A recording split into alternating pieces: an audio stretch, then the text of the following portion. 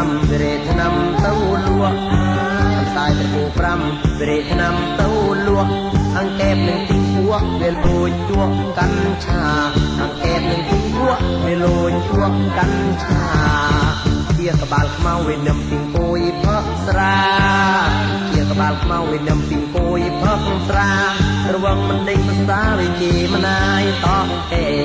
រវងមិនដេញភាសាវិជាមណាយតោះអេសត្វញីក៏ក្លៃស្រីរត់រួតមេសត្វញីក៏ក្លៃស្រីរត់រួតមេតកាយពីស្រែនឹងកំក្លោស្រាគោតកាយពីស្រែនឹងកំក្លោស្រាគោអាជាក្បាលខ្មៅវិញក្លៅមោហអាជាក្បាលខ្មៅវិញក្លៅមោហរត់ចូលស្រាពោបំមុខបំបាលស្រ